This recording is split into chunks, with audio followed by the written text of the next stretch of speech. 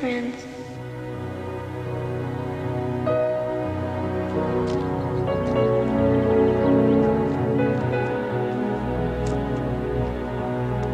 When will it be spring?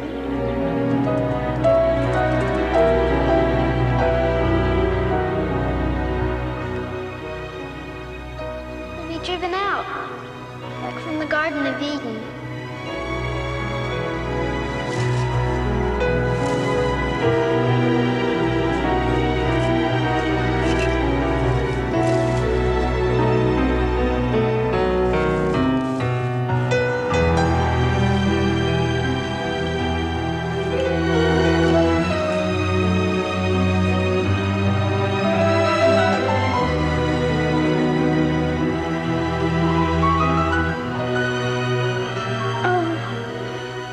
I shall wear it always.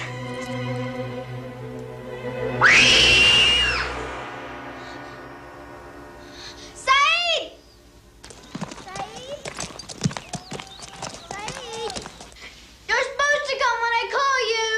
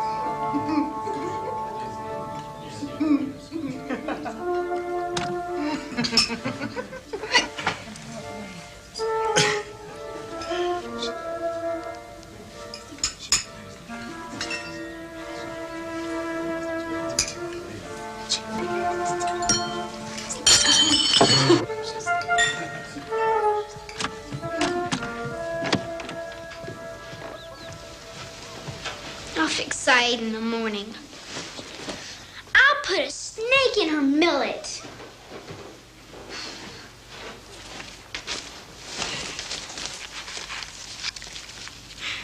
I'm going to read you this lovely story about a Raja and a tiger.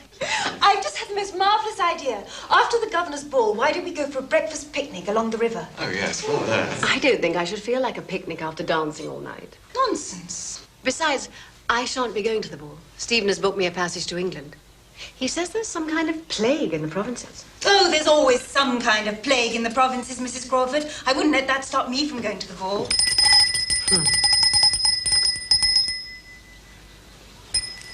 I don't know what's got into the servants. Harry, could you see why they aren't answering the bell?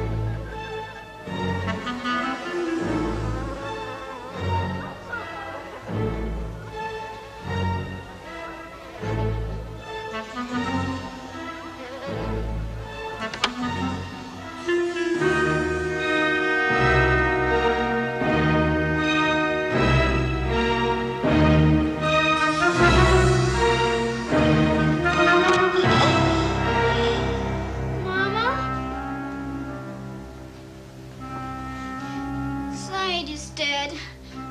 Oh, there's no one to dress me or give me breakfast.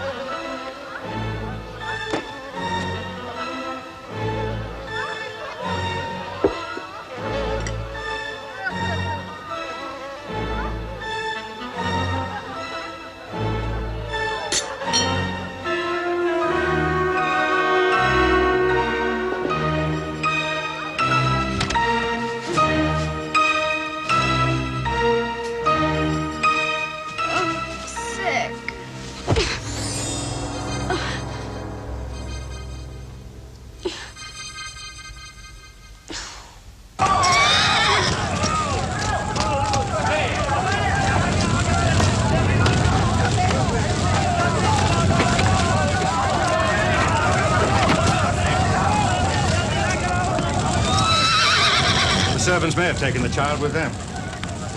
She's here, Colonel.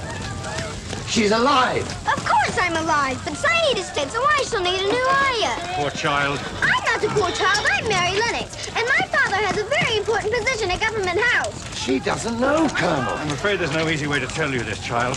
I'm very sorry, my dear, but your parents are dead. Oh, my doll!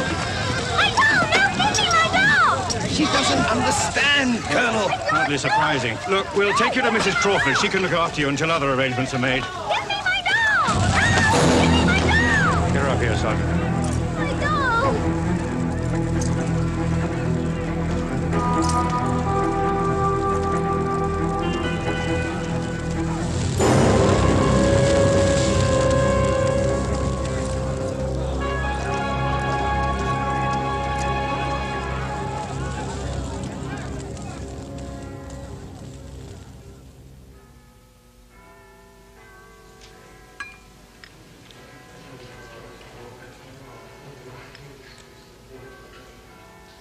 Mary, you haven't touched your tea.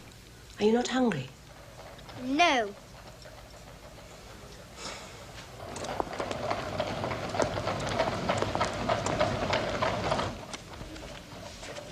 Mrs. Oh, yes, she's just over there, madam.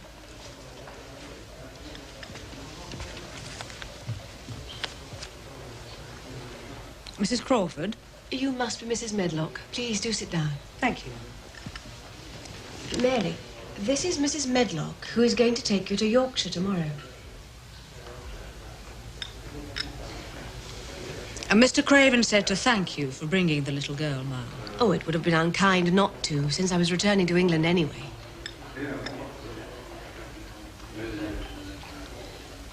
Will you have some tea? No, thank you. And what time will you be calling for Mary tomorrow? The train leaves at 7, so I'll be here at 6. So early. Mary, will you be good enough to ask the desk clerk to send the porter for your trunk a little before 6?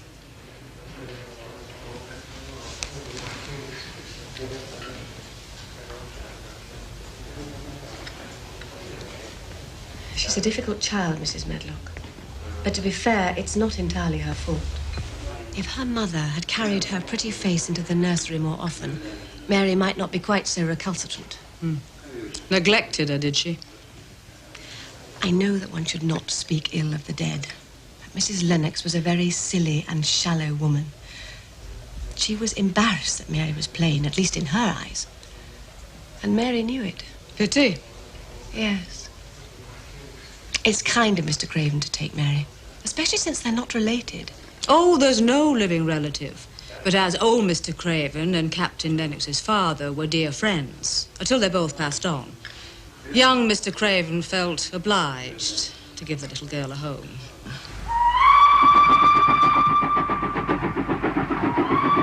I've got some nice watercress sandwiches. Would you like one? I don't like English food, only Indian. Well, English food is all you'll be getting at Misselthwaite Manor, so you better get used to it. Oh, it was different when Mrs. Craven was alive. She had cook make all sorts of foreign dishes. They took the recipe out of books. Mr. Archibald, Mr. Craven, that is. He didn't mind. Oh, she was such a sweet, pretty thing. Nobody ever thought she'd marry him, not with that hump on his back. But she did. It's like a French fairy tale I once read.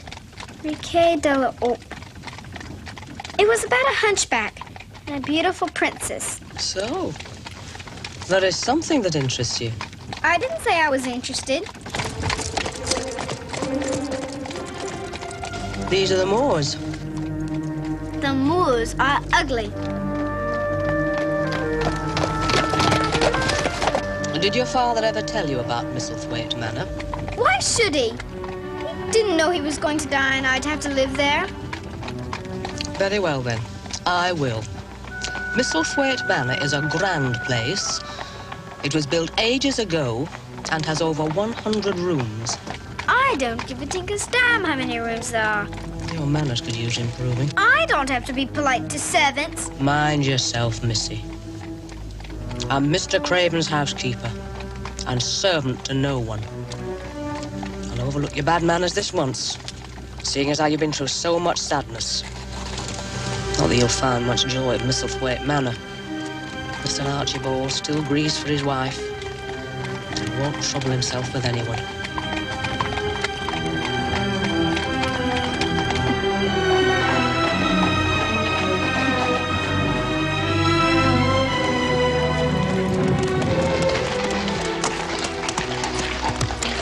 Have a good trip, Mrs. Medlock. I've had worse. Fetch Miss Mary's trunk and use the back stairs. I'll tiptoe all the way.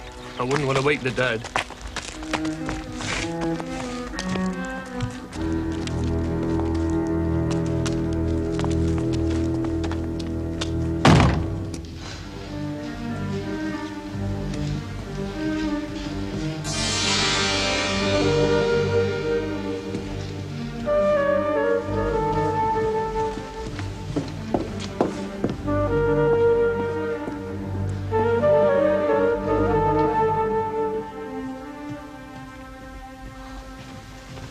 You're to take her directly to her rooms. He doesn't want to see her, and he'll be leaving for London in the morning. As long as I know what's expected of me, Mr. Pitcher. What is expected, Mrs. Medlock, is that you make certain that Mr. Archibald is not disturbed, and that he doesn't see what he doesn't want to see. Well, there's a revelation. Come on.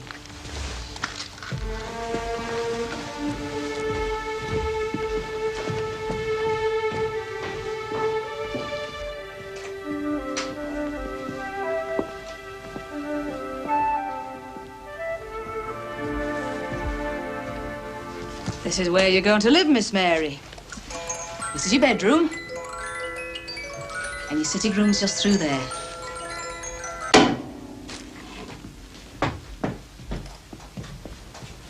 These rooms were especially prepared for you. Oh, what's here? Little supper's been laid out for you. You must be tired, so eat it and go to bed. Good night.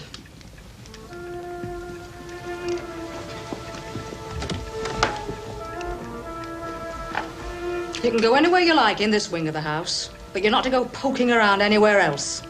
Mr. Archibald won't have it, and neither will I. Is that understood?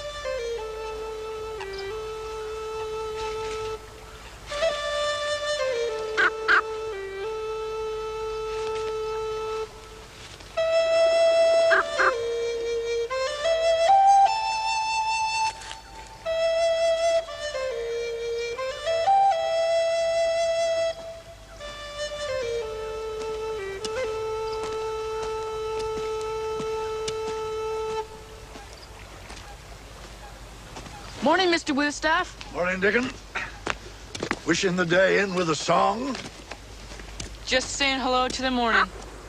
If you got a minute, I'll show you a trick I just learned. I've work waiting on me at the manor. Please?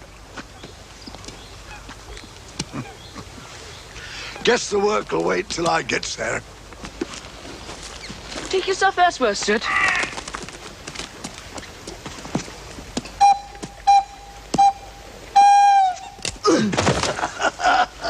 Good trick. Especially the last part. I'm off. See you around, Dickon. See you about, Mr. Withstaff.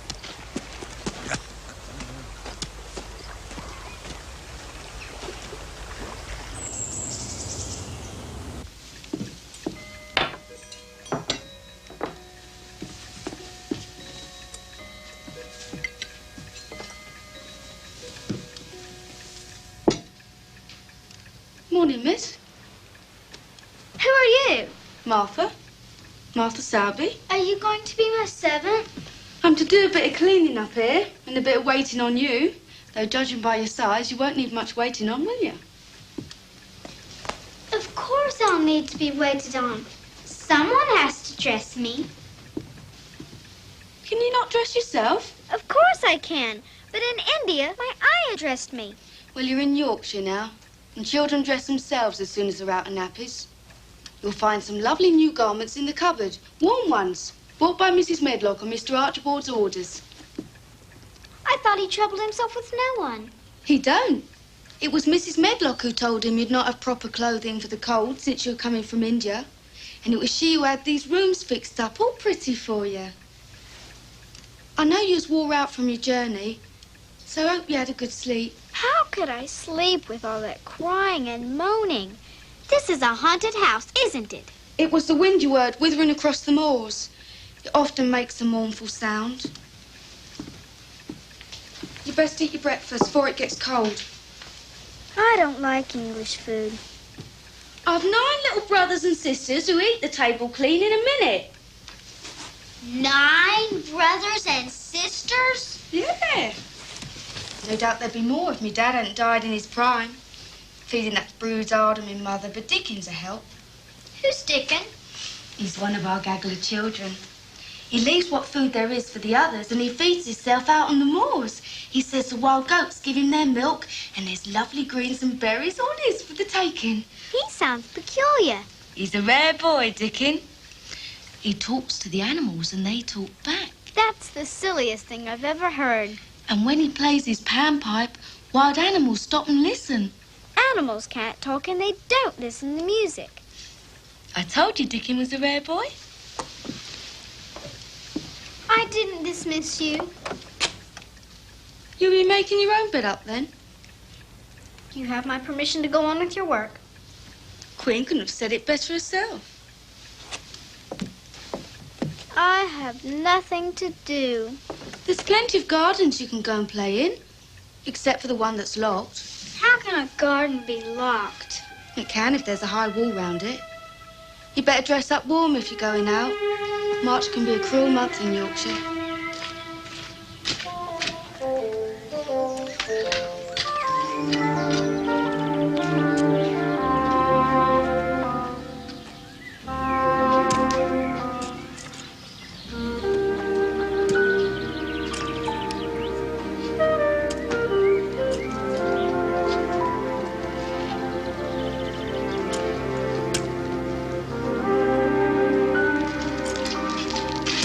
Doing? You got eyes? I'm turning the earth for planting vegetables when the spring comes. It doesn't surprise me you're rude. All the servants here seem to be rude. I take it you're the little wench just come from India. I'm not a little wench. I'm Mary Lennox. You may call me Miss Mary if you like. Where are the flower gardens? The other side. The north blooms at this time of year. Where's the locked-up garden? There's no door into it, so you can save yourself the trouble of looking. Of course there's a door. If there wasn't a door, it wouldn't be locked.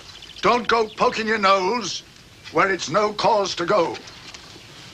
I think everyone in Yorkshire's mad as a hatter. Ah. You cheeky little beggar. As you started courting this early in the season. He has a Jew. Considered himself my friend. I never had any friends.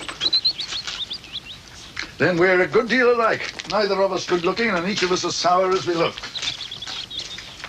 Do you think he'd mind being my friend, too? If you'll be my friend, I'll be yours. You said that as nice and human as Dickon talks to his wild creatures. You know Dickon? The very blackberries and heather bells knows Dickon. The foxes show him where their cubs lies. The skylarks don't hide their nests from him. Off with you. I've work to do. I think I'll go look for the door into the locked garden. Yeah, all you'll find is brambles and thorns. We shall see, shan't we?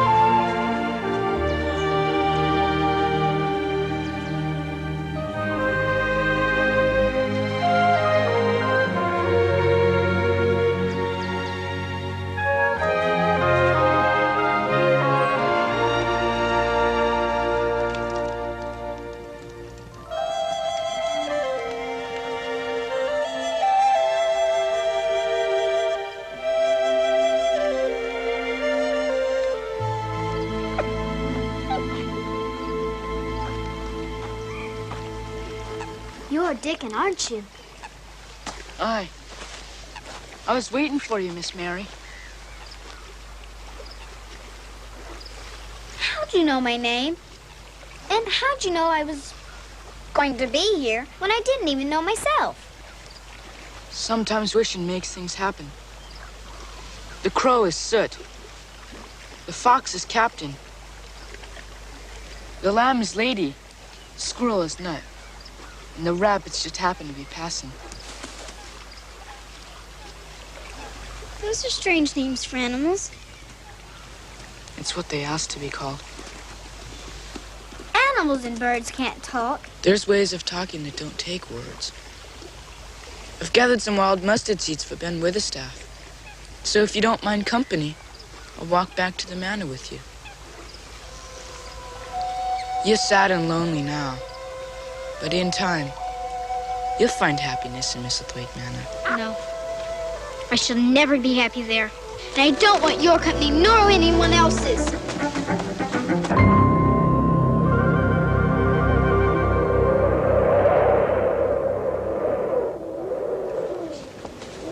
Your bed's turned down and the room's all cozy. Listen to that wind. I looked for the door into the locked garden again today, but I couldn't find it. Why trouble yourself when there's so many other gardens you can go and play in? I like to know about things. Why was that garden locked up? But for that garden, Mr. Archibald wouldn't be the way he is. What do you mean? You'll not repeat what I tell you. You know I have no one to talk to except you. All right, then. But mind you, I'm only telling you what Mrs. Medlock said, because this happened long before I came to work here.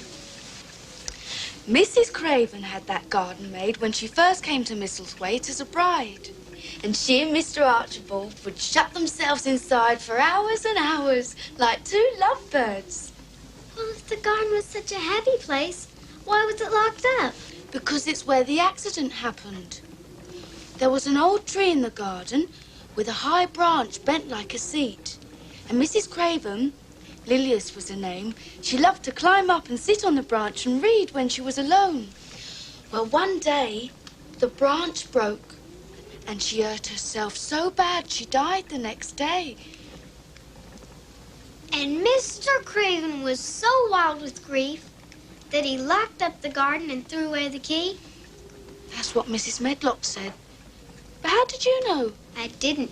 You just told me. If there's a key, there must be a door. And I intend to find it.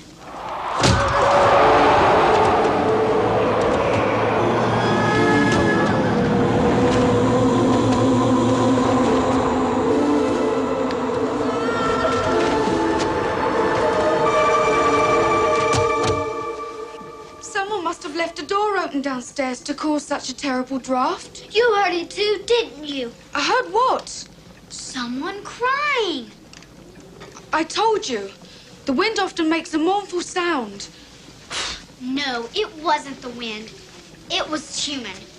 And if it wasn't human, it was a ghost. It was the wind you heard, wuthering across the moors. Good night, Miss Mary.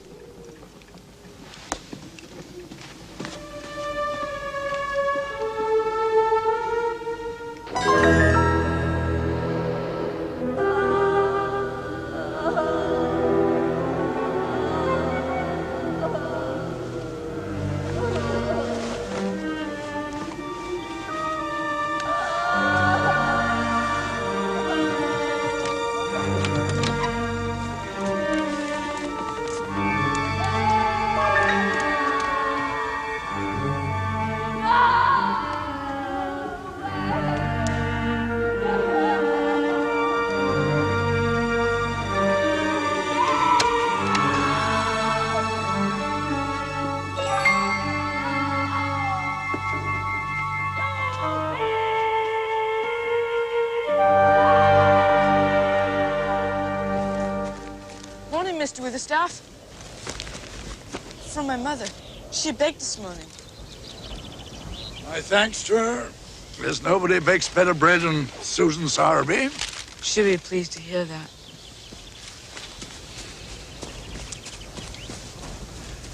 And not a day she don't go looking for the door into the locked garden. But she'll not find it. 'Tis better so. Have you ever been in the garden, Mr. Witherstaff? We'll not talk about that garden. Well, Miss Mary won't give up. There's a stubbornness in her. But there's also a need. I'm off. See you about, Mr. Witherstaff.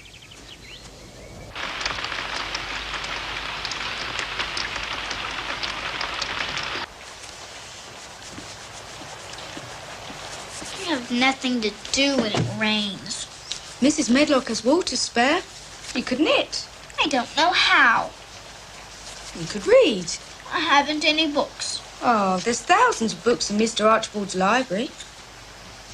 Mrs. Medlock said I wasn't to go anywhere except in this wing. The library is in this wing. But finding it's a bit trickish, so I'll tell you how.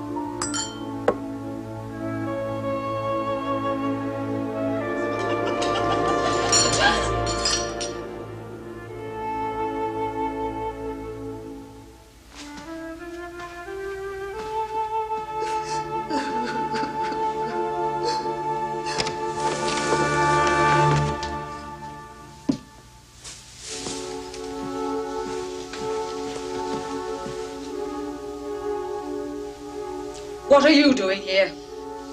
Don't have to shout. I got lost going to the library. And, well, I heard someone crying. Old houses are full of strange sounds.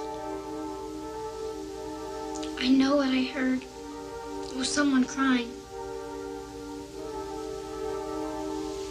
Well, perhaps you're right. Betty, who works in the scullery, has been carrying on all day because she has a toothache. Come, I'll take you to your room. Toothache?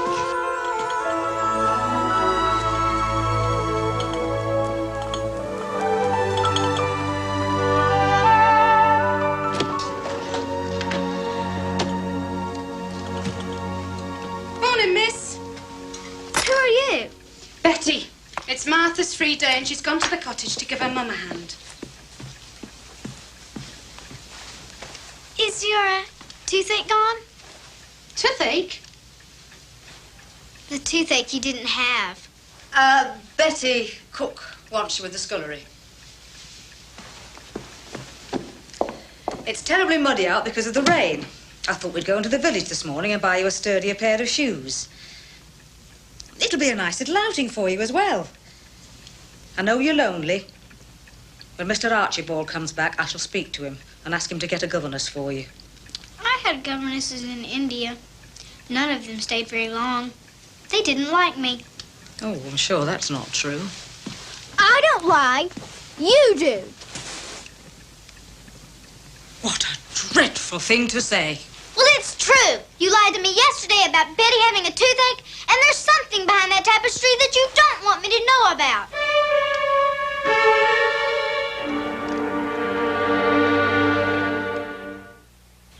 7, 8, 9, 10, 11, 12, 13, 14, 15, 16, 17, 18, 19, 20, 21, 22, 23, 24, 25, 26, 27.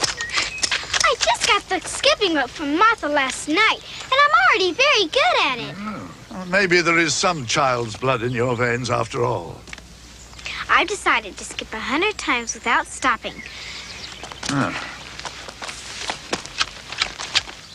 1, 2, Pride goeth before a fall.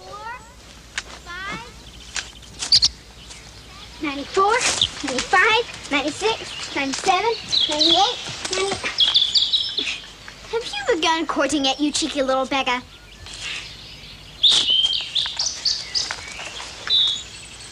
Are you looking for food?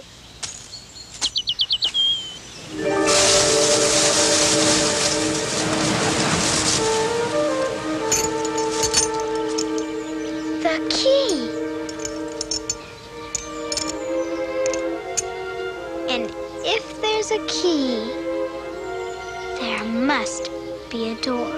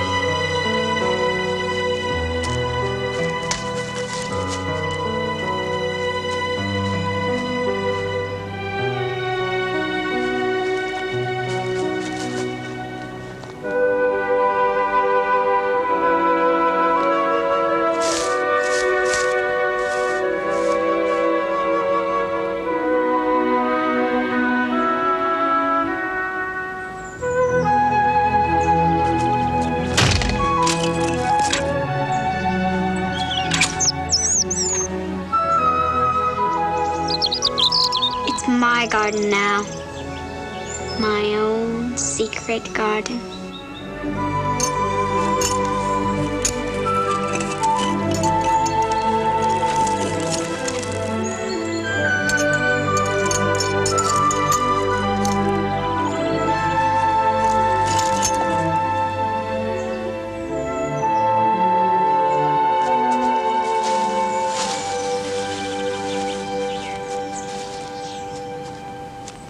Is Dickon good at making things grow?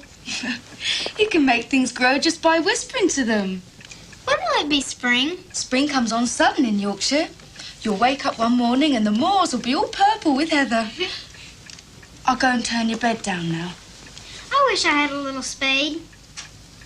Whatever for? Well, if I had a spade, I could make a garden, a vegetable garden. I'd make it next to the big vegetable garden. It'd give me something to do. There's a shop in Thwaite Village that has gardening sets for children. There's a fork and a spade and a rake all tied together.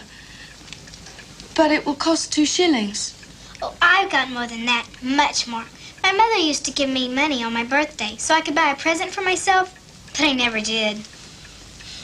Well, if you give me the 2 shillings, I'll give it to the butcher boy when he comes, and he'll pass it on to Dickon. Dickon will go and get your gardening set for you.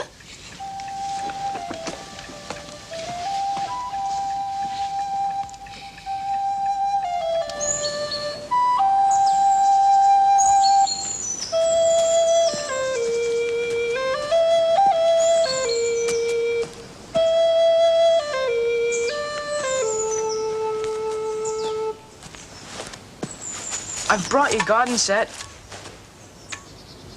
If you'll show me where you want to make your garden, I'll be pleased to help you start it.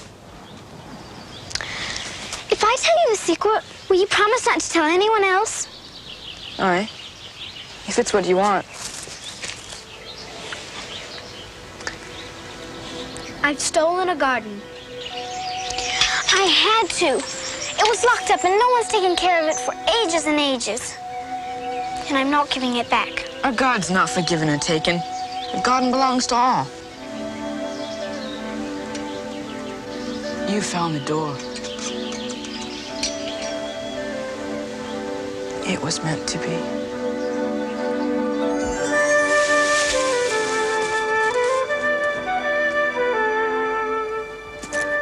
I was hoping it would look different than before, but it doesn't.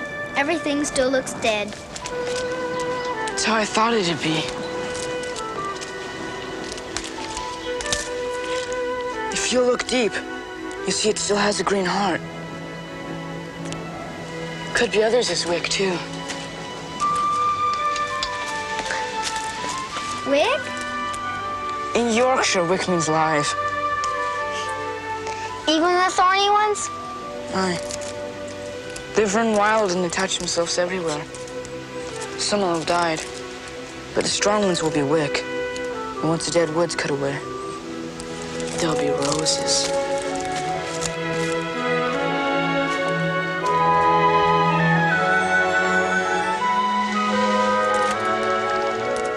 There'll be roses.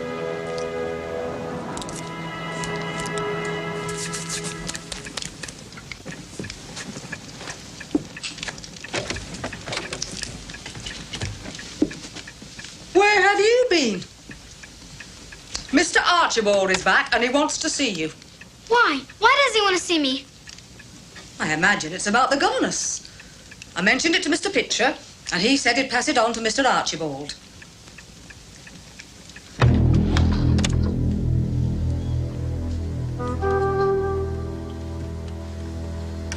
I don't want to see you. Why? Why does he want to see me? I imagine it's about the governess. I mentioned it to Mr. Pitcher, and he said he'd pass it on to Mr. Archibald.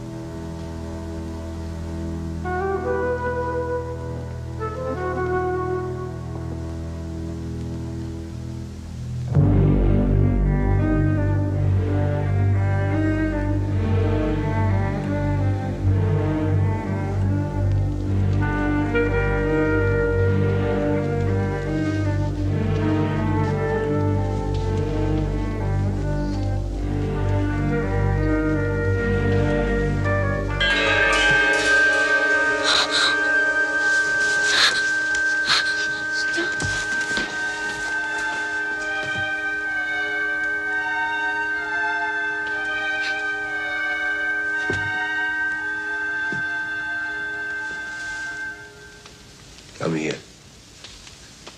So don't be afraid. I know children usually find me frightening, but I'm quite harmless, I assure you. You're too thin. I'm getting fatter. You resemble your father. I only met him once when we were boys, but I remember him. I envied him because he was on his way to Harrow. And I was too ill to go away to school.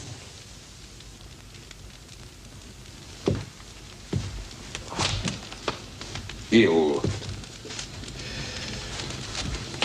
I have always been ill. I'm sorry. Yes. Are they taking good care of you?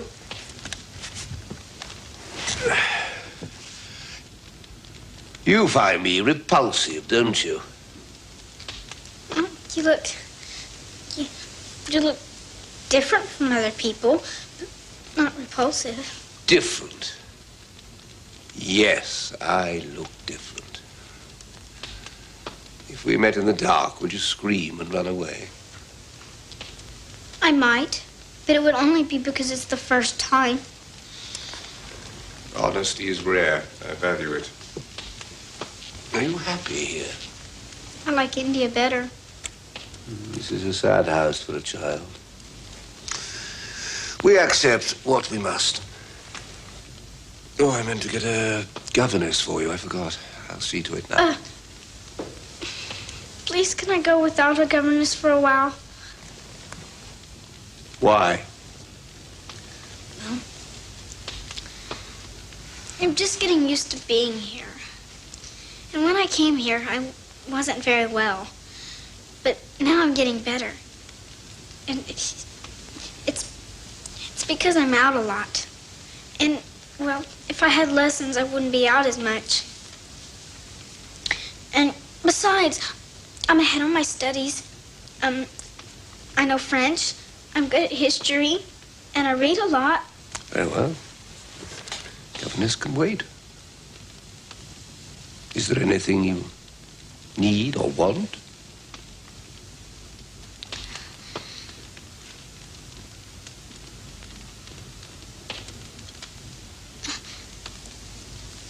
Please, could I have a bit of earth to make a garden? I love gardens.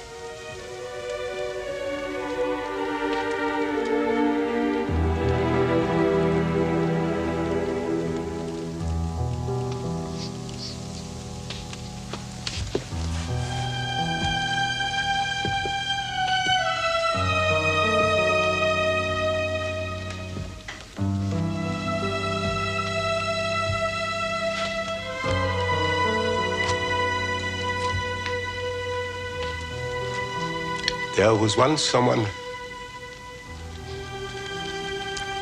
very dear to me, who loved gardens too. Take your bit of earth wherever you please. Go now, leave me. Thank you.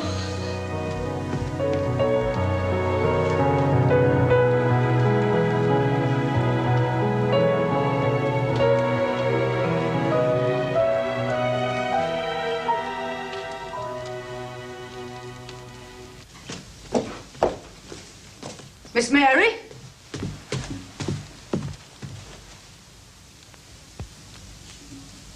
Well? I think he's the saddest man I've ever seen. Like the hunchback of Notre Dame, who died because he loved Esmeralda.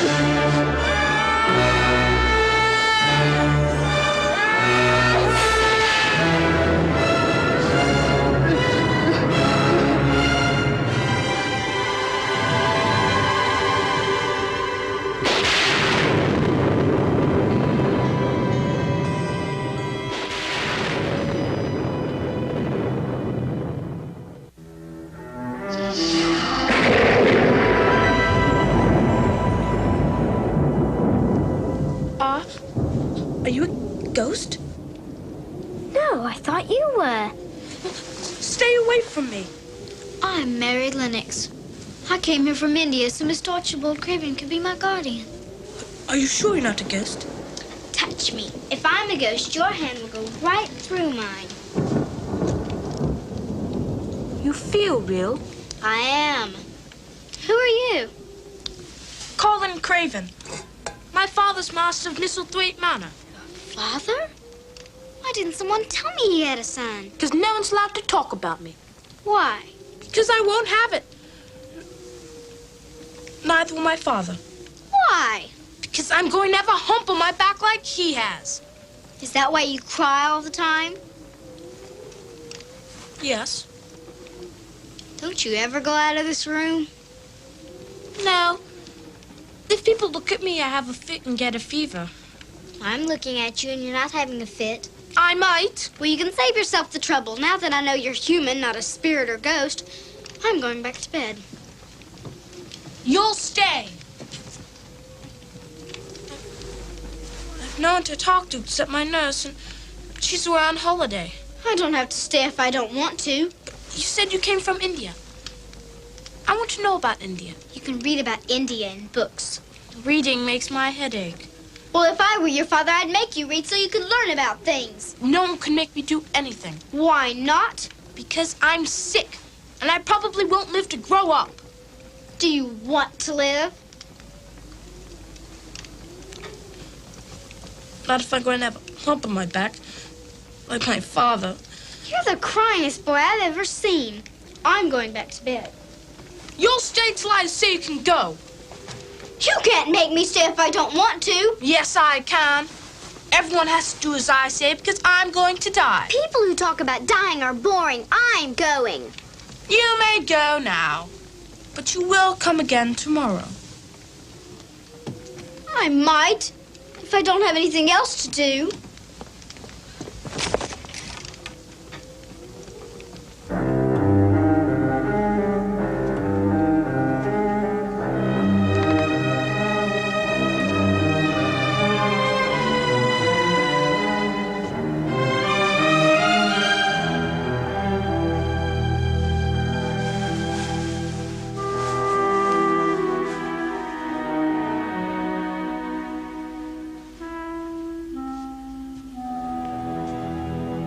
You shouldn't have done it, Miss Mary. You shouldn't have gone looking for Master Colin.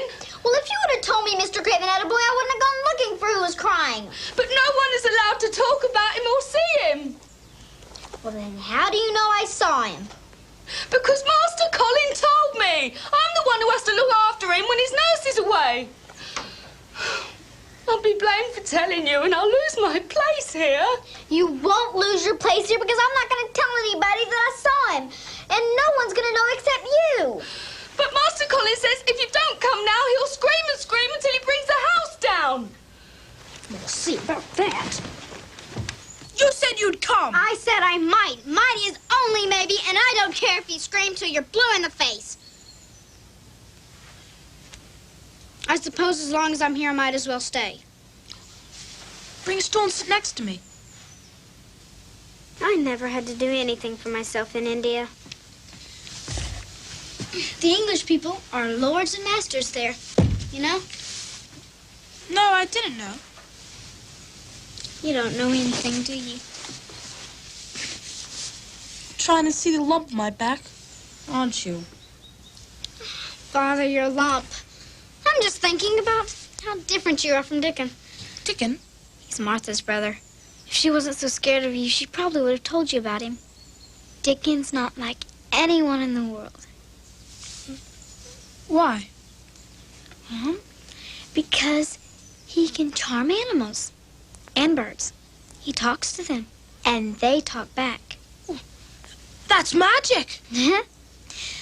Dickon's my friend, the first friend I ever had.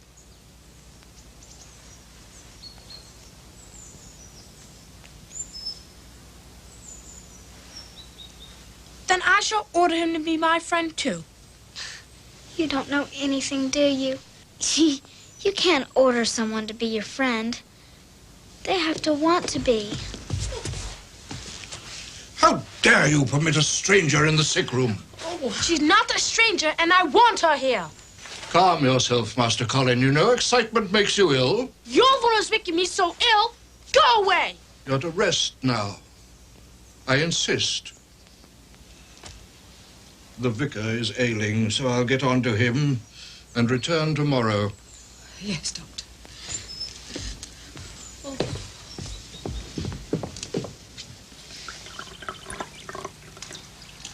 So, Miss Mary found our little tyrant. Master Colin actually wanted her there. I always said what Master Colin needs is the company of another child. What Master Colin needs is a father who don't treat him like another plague that's been visited on him. Anyway, it's done. And to tell the truth, I'm relieved in a way. It's been no easy thing trying to keep Miss Mary from finding out about Master Colin.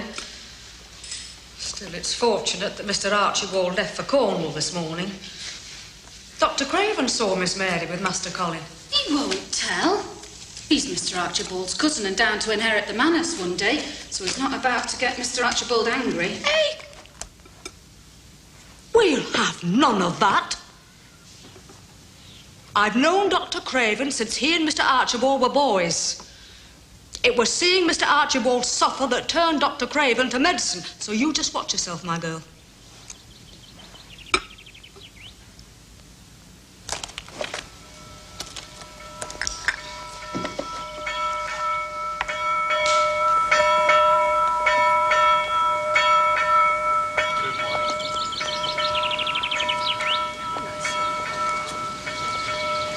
Go and see what's keeping your brothers and sisters. Morning, Mrs. Medlock. Morning, Mrs. Sowerby. How's the little girl getting on, Mrs. Medlock? The one that come from India? Go and help your brother. There are times when her rudeness and arrogance made me wish she'd never left India. Still, I suppose Martha's told you that. My Martha doesn't gossip about what goes on up at the manor, but she has asked my advice about how to deal with the little girl. I could use your advice, Mrs. Sowerby. After all, you have had 10 children. Not 2 of them alike. Yes, but even so.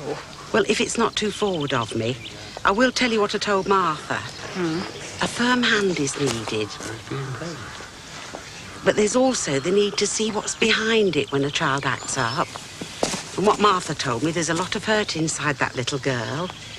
Seems to me she's like one of those wild creatures that Dickon finds out on the moors sometimes, caught in a snare or a trap.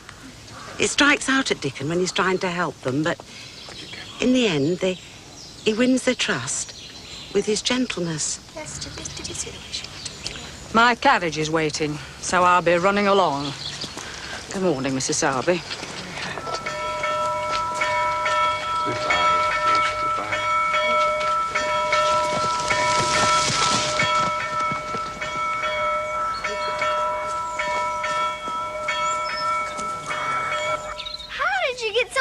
It's been raining for 2 days. I like the rain. So does the garden. Come, I've something to show you. They bloomed. Aye. Crocuses and snowdrops and daffodils is always the first to say spring's on the way. When will the roses bloom? Not till June. Oh, it's only the beginning of April. June's such a long way away. Aye. But when they bloom, there'll be curtains and fountains of roses. Curtains and fountains of roses? Aye. But not unless the dead wood's cut away and the earth is softened so they can drink the rain. There's lots to be done. Well, tell me what you want me to do and I'll do it. If you'll clean the flower urns, I'll bring fresh earth to put in them. I'm going to tell you another secret, Dickon. There's a sick boy who lives in Misselthwaite Manor, and no one's allowed to see him. But I saw him. It's Master Colin you're talking about. You know about him? Aye. Did Martha tell you? Me mother. Mrs. Craven fell from the tree, and the fall brought on her baby too soon. Me mother knows midwifing, so she was called in to help the doctor with the birthing. It was a miracle, me mother said, how Miss Craven held on to life long enough to bring her babe into the world.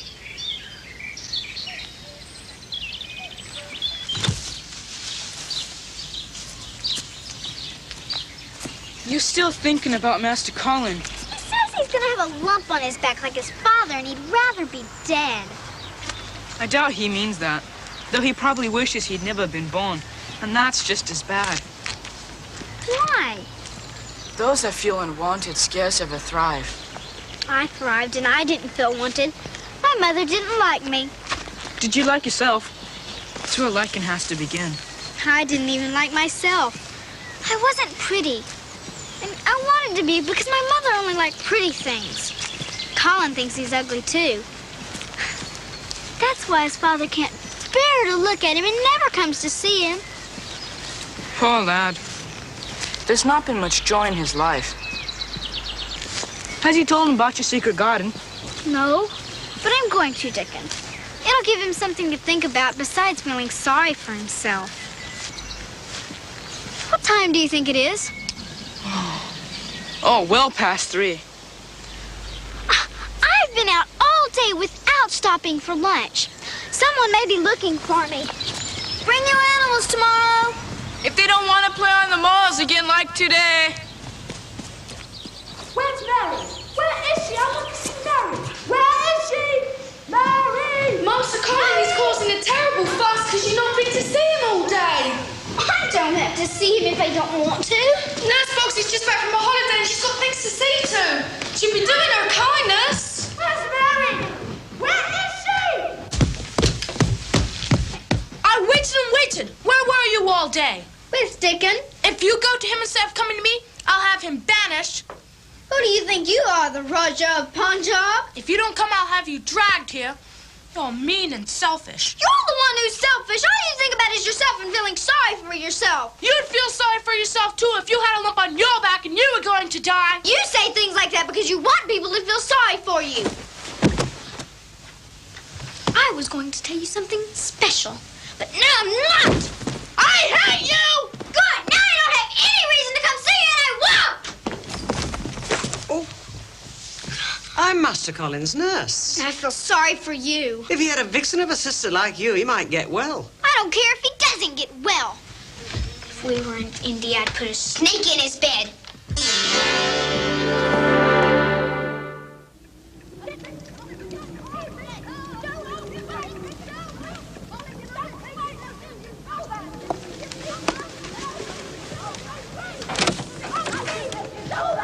Colin's worked himself up into a terrible state, and I can't calm him.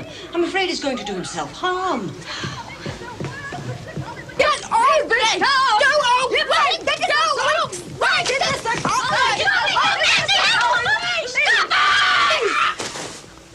It would be a good thing if everyone went away and left you here to scream yourself to death. That's better. If you scream again, I'll scream too, and I can scream much louder and much longer than you can. I only screamed because I felt the lump on my back growing bigger. Can I feel the lump? Certainly not. I want her to. Oh, let her, Mrs. Medlock. Well, there'll be no end to this. Turn over.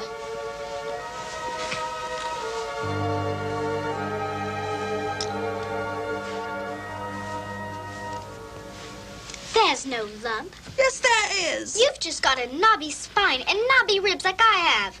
So if you ever talk about lumps again, I'm going to laugh. I'm going to die. Is he? Well, the specialist from London said Master Colin would improve if he ate well and got out into the air. You tell her. You've been frail and sickly since you were born, Master Colin. That's all I know. I've always hoped you'd outgrow your ailments. I still hope. I'm worn out. Can you manage without me now? I want you to go. You too. Only Mary can stay. That's up to Miss Mary to decide. Will you stay with me, Mary? Please? Well, since you said please. But if you scream again, I'll smother you with a pillow. And she would, too. Thank God Mr. Archibald is still away. Or would be answerable to him for this brouhaha. Thank God indeed. I'd just as soon be spared another distressing scene. You said you'd had something wonderful to tell me. Will you tell me now? You don't deserve to be told. But I will if you swear not to tell anyone else. Nodding doesn't count. All right, I swear. There's a secret garden, and I've been in it. A secret garden? Yes. The door was hidden, and it took me forever to find it. But I did. No one had taken care of it for so long that it became a wild tangle. Everything looked dead. But Dickens said that some of the roses were still alive. And they bloom. There'll be curtains and fountains of roses. The first time I saw it, it was like an evil witch's garden. Ugly and scary. But Dickens and I have worked and worked, and now it's beginning to get beautiful. Everything was gray.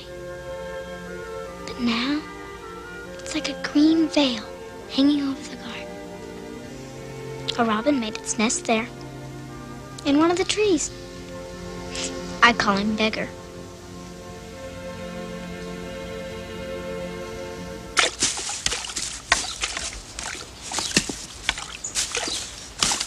There are holy men in India called dervishes who whirl and whirl until they go mad. That's what Colin was like last night. It's being lonely that makes him act like he does. I was lonely in India, but I didn't have fits like that. That's not true. If my IR governesses didn't do what I want, I'd have terrible fits. No wonder they didn't like me.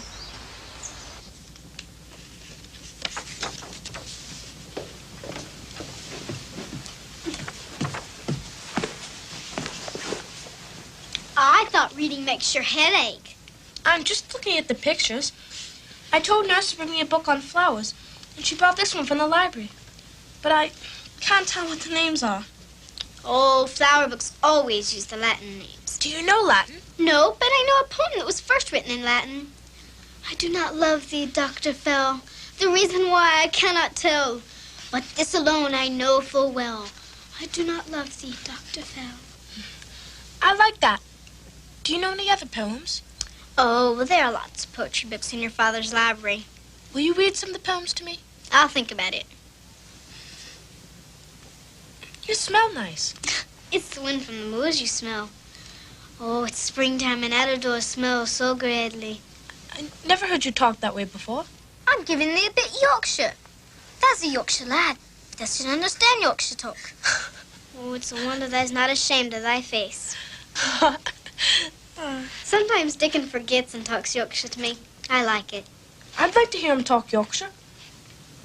How can you if you don't want anyone to look at you?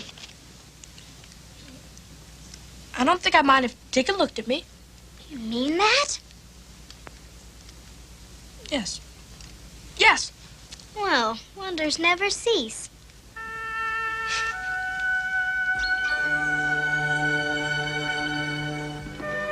Colin, Dickon's here. Brought my creatures. Speak gentle and he'll take to you.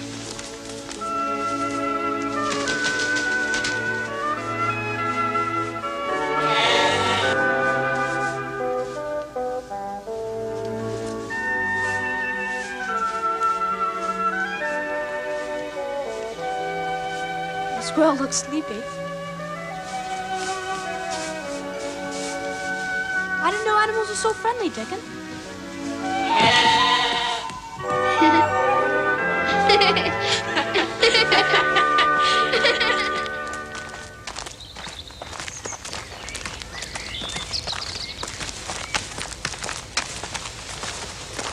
You hurt me. Stop being such a crybaby. This is your first time out, so it's to be only for an hour. It'll be for as long as I want. Don't stand there like a stick. Push me.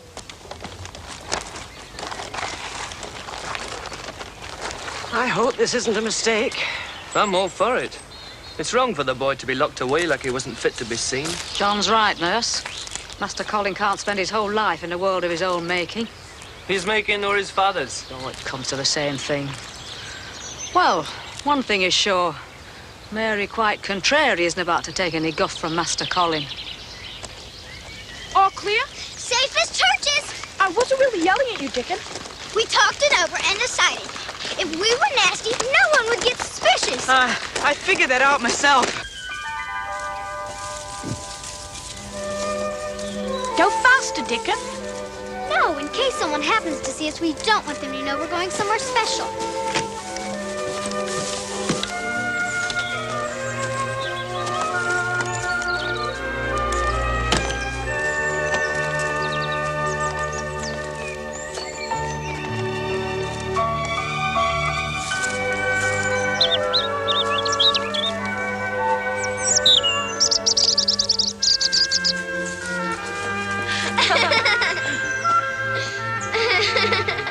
This is a magic garden. It will make me well. And I will live forever and ever.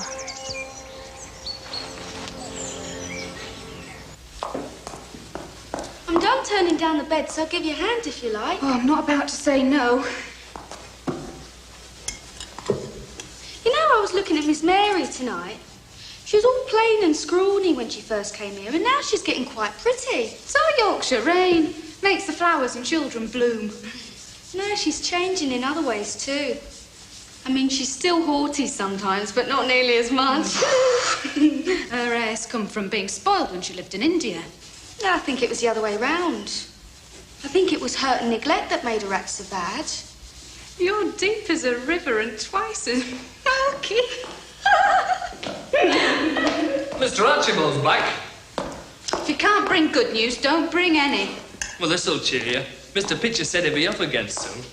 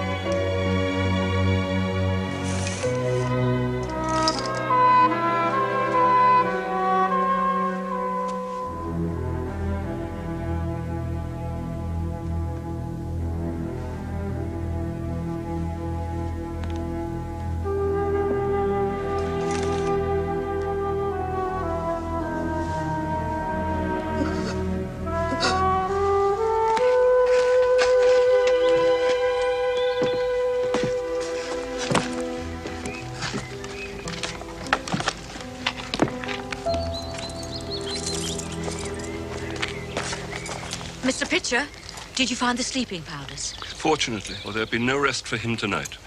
Any idea when you'll be returning? It may be months. We're to travel on the continent. Italy, Spain, Switzerland. You'd rather be anywhere than here. With good reason. Well, the trunks are strapped. Goodbye, Mrs. Medlock. Safe journey, Mr. Pitcher. Thank you.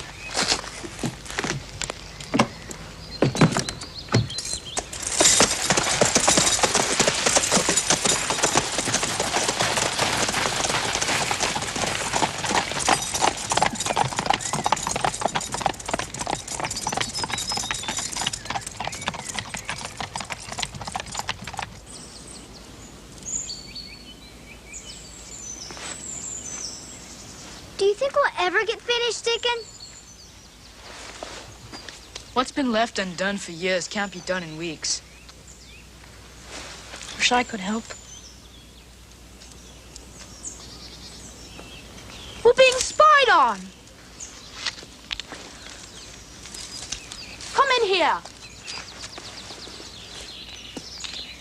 He knows now. We'll be driven out like from the Garden of Eden. This way. Oh. Look at all the work we've done. Oh, hours you must have put in. Oh. I was up on the ladder. Poor crippled boy. I'm not a poor, crippled boy.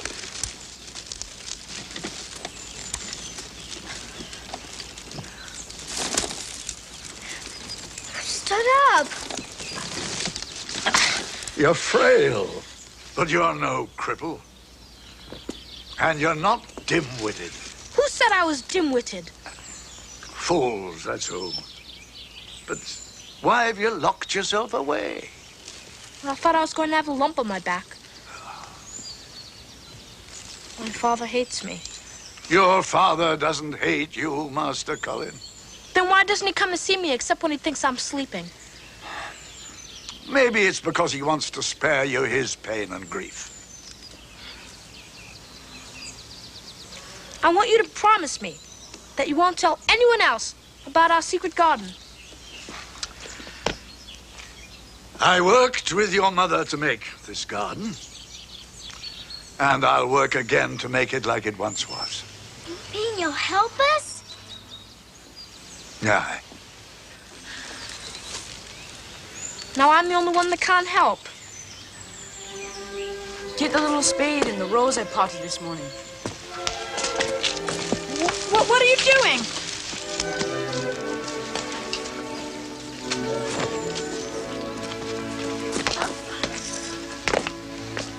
Dig a hole. The earth is soft.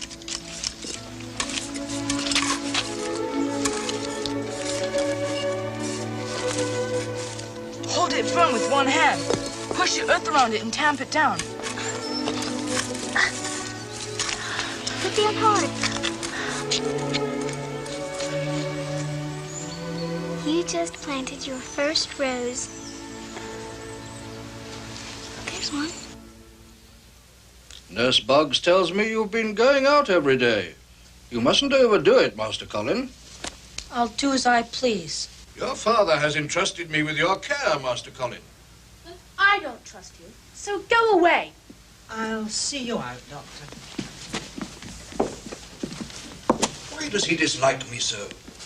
I only want him to be well. It's all I've wanted since the day I brought him into the world and breathed life into him. I doubt he truly dislikes you, Dr. Craven. Sick children often vent their anger on those least deserving. You're wrong about Dr. Craven. He wants you to get well. He wouldn't let you be so rude to him if you weren't such a poor, pitiful thing. I'm not a poor, pitiful thing. I stood up for a whole minute yesterday.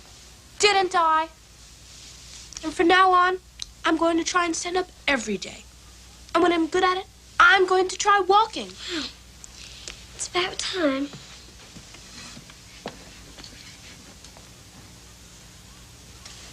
Pick up your feet, Colin. It won't work unless you pick up your feet. I'm trying. Try harder. I'm tired. Take me back to my chair. It comes odd because your muscles is soft from not being used. We have a neighbor, Bob Allworth, whose legs is all spindly once. And now, he's a champion runner. Came from the exercises he done. Could you show me how to do the exercises? Could you, Dickon? Aye, give me a leg. Now push against me. Ow! That hurts, Dickon.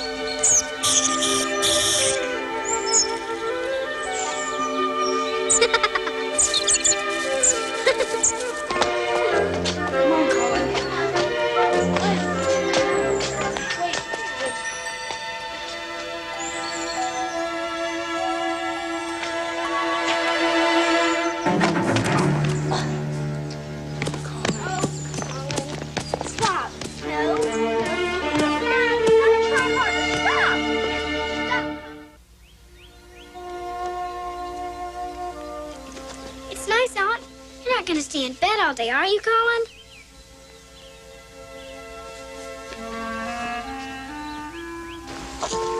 Colin doesn't care anymore if I come to see him or not. I don't know what to do, Dickon. Colin will find his way, and you'll be the one that helps him find it. The way will come to you. What are you doing? We're just going to go up and down the corridors because it's raining and I don't have anything else to do. He's been doing so well. The boy in the picture looks like you. That's why I thought you were a ghost the first time I saw you. He's dead, of course, but you're alive.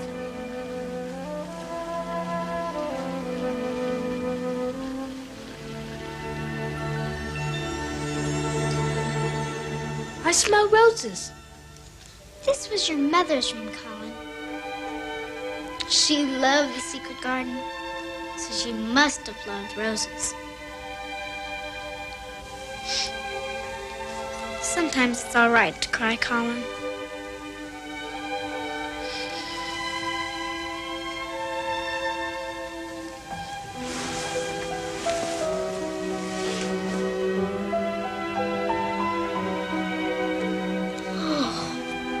She's beautiful, Colin. As beautiful as a princess in a fairy tale. Why did you let your father cover her picture?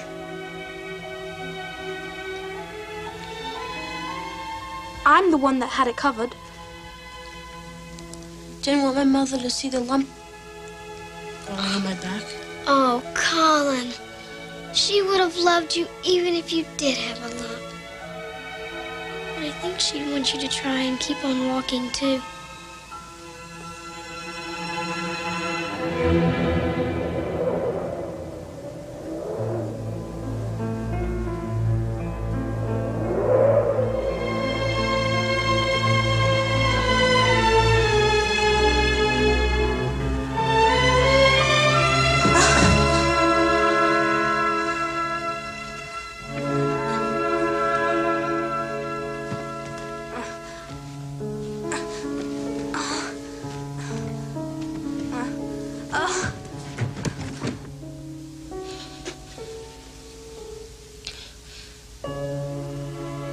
Till I can walk. Really walk. No one would know but you.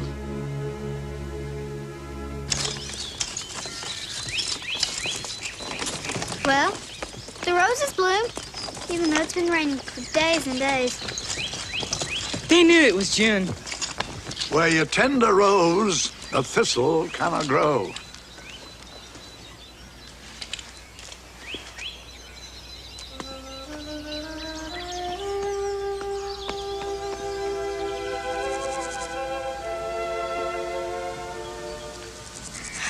I'm just thinking about what Ben Weatherstaff said about roses and thistles. He was talking about us. About us? Yes, ugly thoughts are like thistles. And beautiful thoughts are like roses. As long as my head was filled with ugly thoughts, I didn't have room for a pretty one. And I was mean all the time. As long as you thought about a lump growing on your back, you were nasty and rude. Thistles and roses. Mm-hmm. Thistles and roses.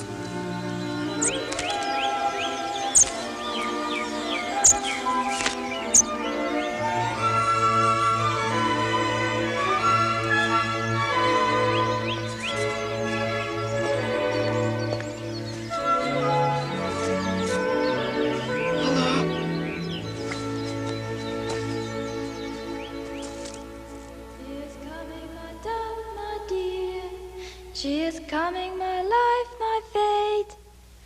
The red rose cries, she is near, and the white rose weeps, she is late. The larkspur listens, I hear. And the lily whispers, I wait.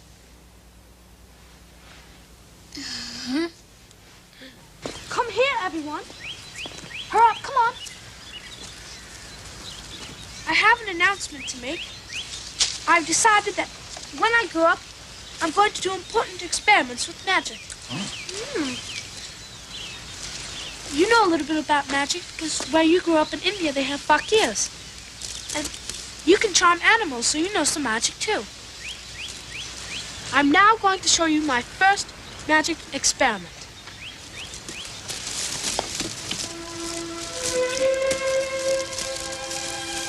This is my first experiment.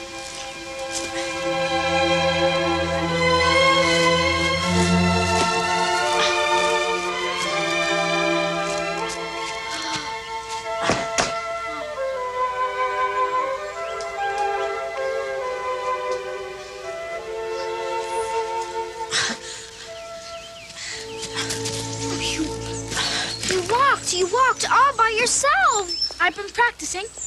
Every night after Nurse Boggs went to bed, I practiced. Praise God. Amen. You're in. So you might as well come in all the way. I was just passing and I heard voices. But never did I envision what I've just seen. Master Colin up and walking. No cause to worry. She's my mother, Susan Sowerby. Since you're Dickon's mother, I guess I don't mind you knowing I can walk now. I don't want anyone else to know. Surely you want your father to know. Well, not yet. I want to surprise him. When he comes home, I shall walk to him and say, I can walk now, Father, and I shall grow up and make you proud of me. It has to be that way. That's part of the magic. I never knew it by that name, but what does a name matter? Call it magic, call it a miracle, call it a touch of the hand of God. It's the good big thing, Master Colin. And I hope you'll never stop believing in it. Oh, he won't. He won't.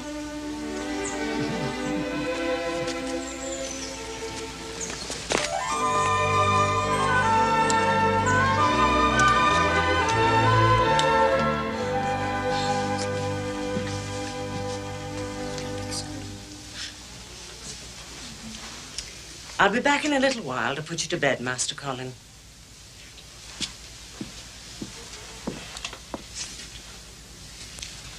I hope Dr. Craven isn't getting suspicious. When he was here before, he noticed that my legs were getting stronger and that I'm getting fatter. Maybe he'll think I'm bloated. Sick people get bloated, don't they? Dead people get bloated when they're left out in the sun. I once saw a dead beggar in India who was so bloated. He looked like a melon about to burst. I don't like talking about dead people or dying. I know, but you used to. You're not rude to Dr. Craven anymore either. I know. I used to think that he wanted me to die, but now I know he doesn't. Mary, do you like Dickon more than you like me? Well, I mean, I don't mind if you like Dickon. I just want you to like me. Oh, I like you the same. But different.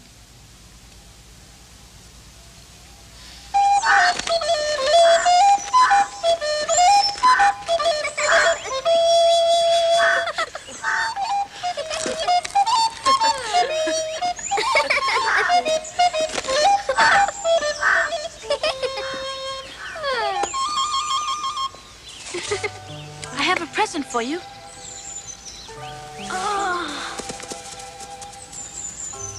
Oh. Colin. It's beautiful. I picked it out myself from a catalog, and Miss Medlock ordered it all the way from London. Oh.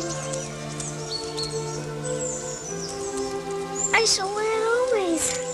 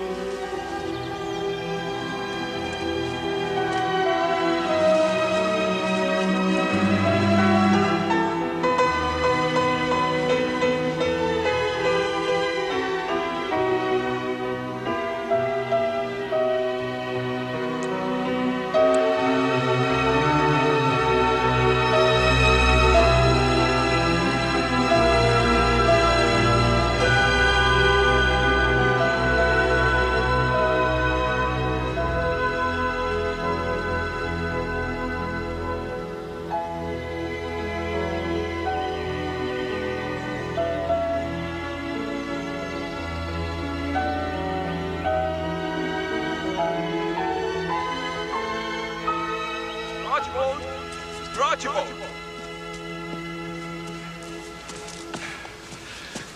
It's time for your medicine, Mr. Archibald. Also, this letter just arrived from your solicitor. Shall I see what it is? Another letter is enclosed. Shall I read it? Dear Sir, I am Susan Sowerby, who is Martha's mother, who works for you in Misselthwaite Manor. I am making bold to speak to you. Please, sir, I would come home if I were you. I think you would be glad you came, and if you will excuse me, sir,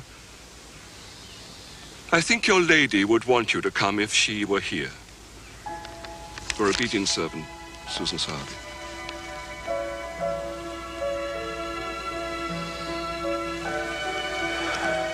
What is it? I dreamed of Lilias.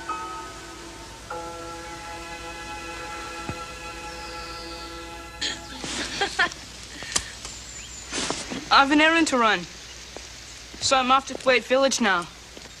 You'll come back, won't you? You have to push me back to the house. Hi, I'll be back. The game's not played out yet. I like that. The game's not played out. I'm glad you're my friend, Dickon. You'll always be my friend, won't you? We'll be parted, you and me. But remembrance will keep us friends.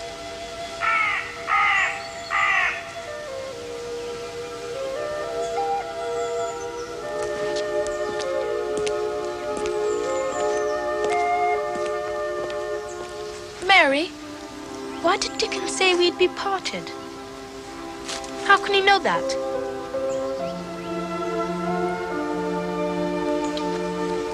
Dickon knows things no one else knows.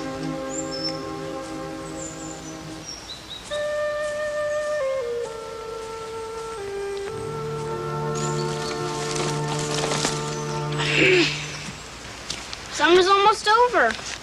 I know. What will we do all winter, Mary? We'll probably go to school. We're both too old for governesses, and you're well now. Perhaps we can go to the same school. No. Girls go to girls' school, and boys to boys.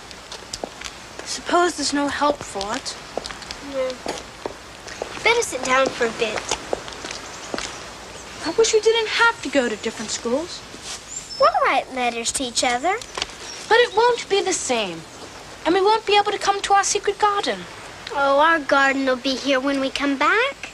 And while we're away, we can think about how beautiful it is and how it's waiting for us. Colin. Son. Get up. Get up and walk. Come on. You know you can do it. You know you can. Please, Colin. Go. Come on. Go. Go.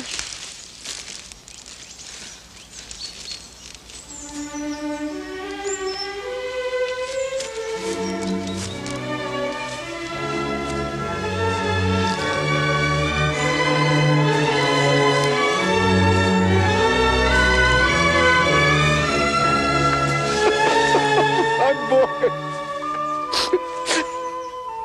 My son.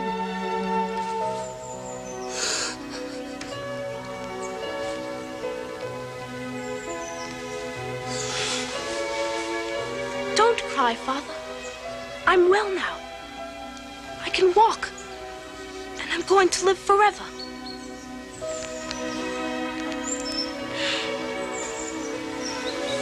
It was the secret garden that made me well, Father. My mother's garden. And it was Mary who made me walk. Thank you. Come see our garden.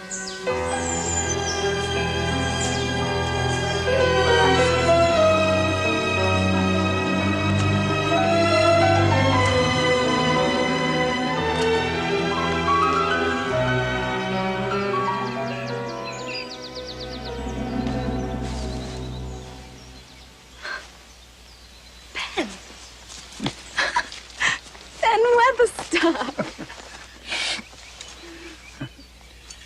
You'll be needing this to unlock the garden. Ben. It's been so long. I didn't know you'd changed so. I grew up. You know about Dickon. Mrs. Medlock wrote to me. She wrote with such love, such compassion. You touched her heart and warmed it. Killed in the war. Dickon. In a forest called the Argonne. Dickon had to die.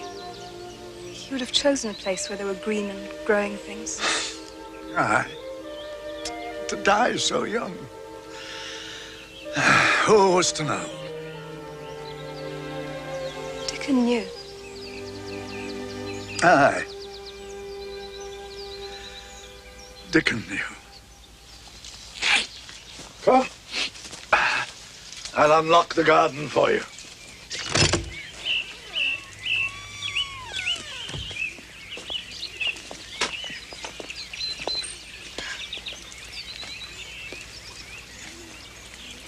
I dreamt about the garden. Even in my dreams, it was never this beautiful.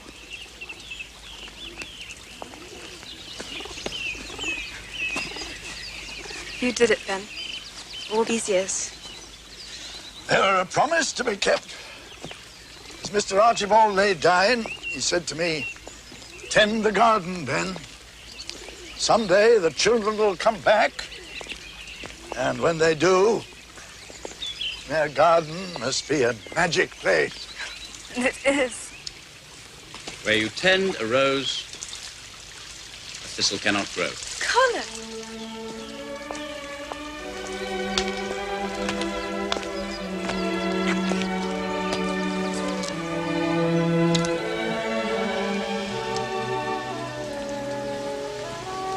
I wasn't sure the hospital would release you. Do you think I'd let a little shrapnel stop me?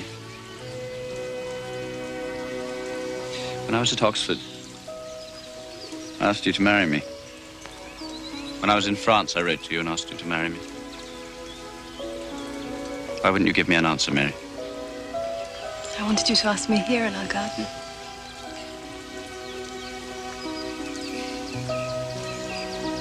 Should have known. Will you marry me, Mary Lennox? Of course.